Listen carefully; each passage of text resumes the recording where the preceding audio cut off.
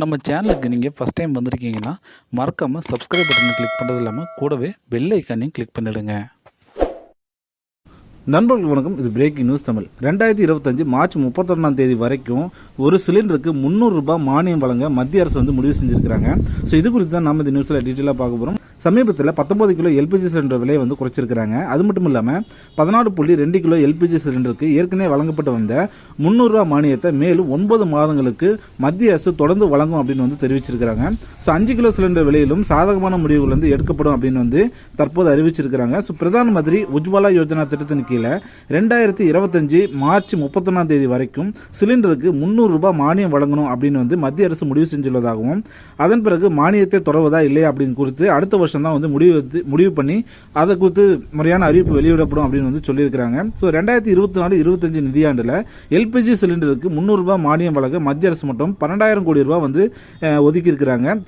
இந்த மானியம் பார்த்தீங்கன்னா பயனாளிகளோட வங்கி கணக்கில் நேரடியாக செலுத்தப்படும் அப்படிங்கிற மாதிரி சொல்லியிருக்காங்க.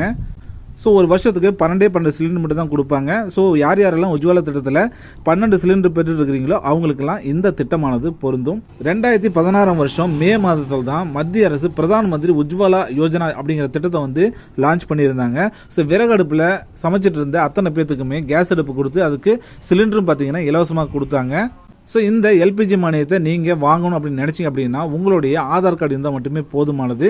ஸோ இதுக்கு நம்ம எப்படி அப்ளை பண்ணணும் பார்த்தீங்க அப்படின்னா நான் கீழே டிஸ்கிரிப்ஷனில் அதுக்கான லிங்க் கொடுத்துருக்கேன். அதை நீங்கள் கிளிக் பண்ணி நேரடியாக மை எல்பிஜி அப்படிங்கிற அந்த வெப்சைட்டுக்கு போயிட்டு அதில் ஃபார்ம்ஸ் அப்படிங்கிற ஒரு ஆப்ஷன் இருக்கும். அதை கிளிக் பண்ணி PAHAL ஜாயினிங் ஃபார்ம் அப்படின்னு ஒரு ஆப்ஷன் இருக்கும். ஸோ அதையும் கிளிக் பண்ணி அந்த விண்ணப்ப படிவத்தை நீங்கள் பிரிண்ட் அவுட் எடுத்து தேவையான விவரங்களை எல்லாத்தையும் நீங்கள் அதில் பூர்த்தி செஞ்சு உங்களுக்கு பக்கத்தில் இருக்கக்கூடிய எல்பிஜி கடையில் கொண்டு போயிட்டு நீங்கள் இதை கொடுக்கணும். அதாவது எல்பிஜி விநியோகஸ்தர் மற்றும் வங்கியில் படிவத்தை சமர்ப்பிக்கலாம். இந்த படிவம் பகுதி 1, பகுதி B மற்றும் பகுதி C அப்படிங்கிற மாதிரி 3 பாட்டாக இருக்கும்.